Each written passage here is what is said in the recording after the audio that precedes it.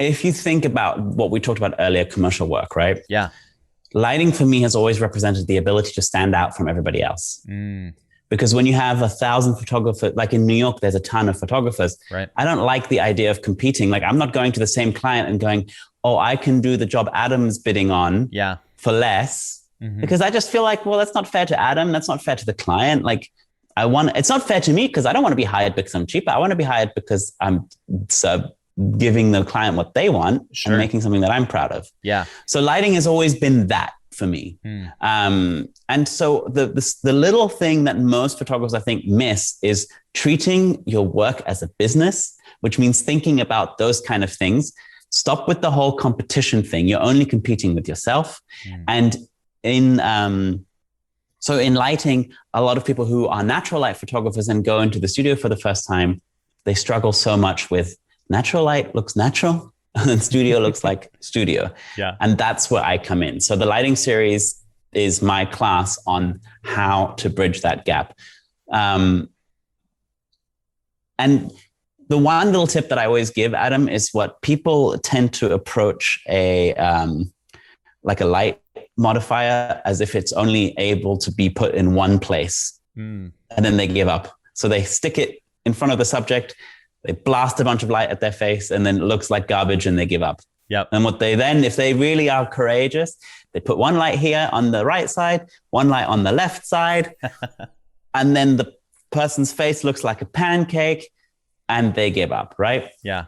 The main thing, you would never have to buy a lighting class in your whole life if you just realized that the light can exist in a three-dimensional space and can be moved in any which way. And there are no rules to how you should place the light as long as you like how it looks. All the rules and Rembrandt lighting and butterfly lighting and they just create the lowest common denominator of everyone doing exactly the same thing. So you go to photography school for 3 years and you learn all the lighting setups as everyone's learned throughout history. And I did not teach lighting setups in my class. I taught how to see layers of light and make it work for yourself. And the thing that we've got is we've got my Facebook group with 30,000 people. It's called Lighting with Felix Kunz on Facebook.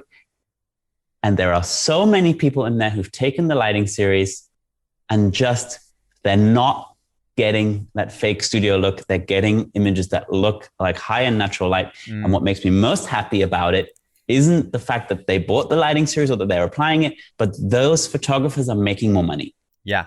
No, totally. Because their work can stand out more, you know? Because, yeah. If you're in a town, if you're in a city and you're competing with everybody else, you're doing it wrong. You need to make more beautiful work. And most of the time, lighting is the issue. And there's a commercial reality as well. For natural light photographers, and I get a lot of these coming in, the sun goes down. Yeah.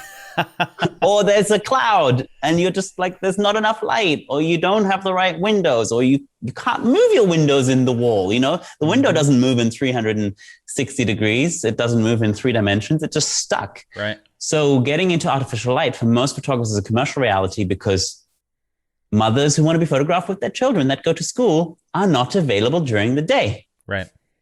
You know, so it's all these kind of things are commercial realities why people get into lighting. And that's where I come in. I love that. I love that.